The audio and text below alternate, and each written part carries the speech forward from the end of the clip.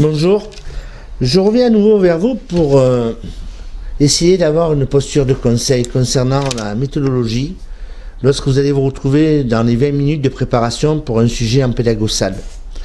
Je vous l'ai déjà dit, ces 20 minutes de préparation, elles sont essentielles puisque c'est pas 20 minutes à réfléchir, dans pas longtemps, je vais devoir dispenser un cours. C'est une préparation, vous devez être isolé, vous devez dans votre tête déjà être organisé. Par exemple, si vous prenez comme sujet, puisque vous avez droit à tirer qu'un seul sujet, vous tombez par exemple sur l'assurance. L'assurance, il y a des tas de choses à dire. Mais lorsque vous allez organiser vos questions sur l'assurance, encore faut-il les organiser de façon à ce que vous prévoyez éventuellement ce que les élèves enseignants de la conduite, c'est vous, mais vous allez vous adresser à des élèves qui sont inscrits dans une auto-école. Par conséquent, ceux-ci, bien, de manière un petit peu courante, ils doivent savoir qu'est-ce que c'est que la responsabilité civile qu'on appelle l'assurance obligatoire. Ils vont vous parler de vol, incendie, bris de glace pour les assurances facultatives. Mais si vous venez aborder, par exemple, le fonds de garantie automobile obligatoire ou le bureau central de tarification, ben c'est sûr et certain qu'il n'y en a aucun, ou peut-être très peu, qui peuvent connaître ce sujet. Donc, lorsque vous allez organiser vos questions pendant les 20 minutes, que vous êtes en préparation, vous allez, le sujet d'aujourd'hui, c'est l'assurance. On va parler d'assurance. Alors déjà, je vais leur demander s'ils connaissent le constat amiable, si celui-ci est obligatoire, quelle est l'assurance obligatoire, quelles sont les assurances facultatives.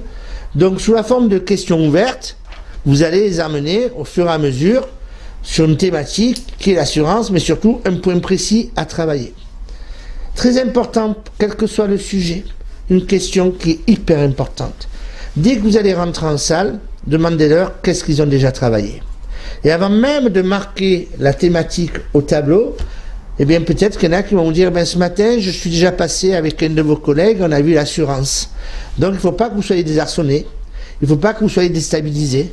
Mais ils ont eu l'assurance, j'ai préparé, pendant ces 20 minutes-là, j'ai hiérarchisé mes questions, et vous verrez que si vous commencez à aborder le bureau central de tarification, il y a de fortes chances qu'ils ne connaissent pas, surtout si vous avez affaire à des jeunes gens, à part s'ils ont eu l'expérience entendue de la famille, ou des collègues, mais voilà, visez des questions qui vont leur permettre à eux de réfléchir parce qu'ils ne connaissent pas le sujet. Et là, vous allez être hyper performant puisque vous allez délivrer des contenus, des connaissances qui va leur servir, c'est sûr et certain.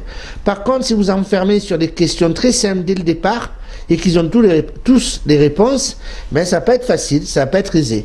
Donc, premier conseil, c'est les 20 minutes de préparation, rester, s'isoler, bien observer.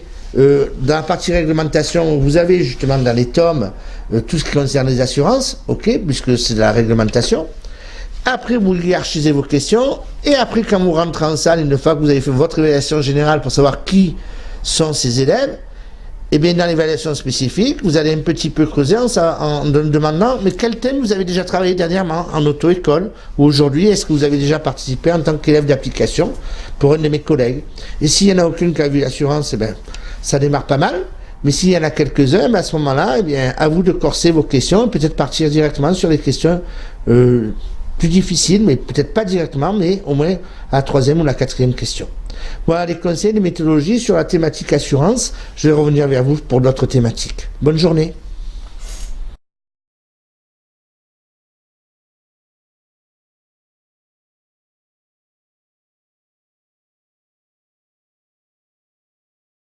Oui, il y a aussi autre chose, quand vous êtes en préparation pendant les 20 minutes, de réfléchir à la thématique en vous disant, pourquoi ce thème?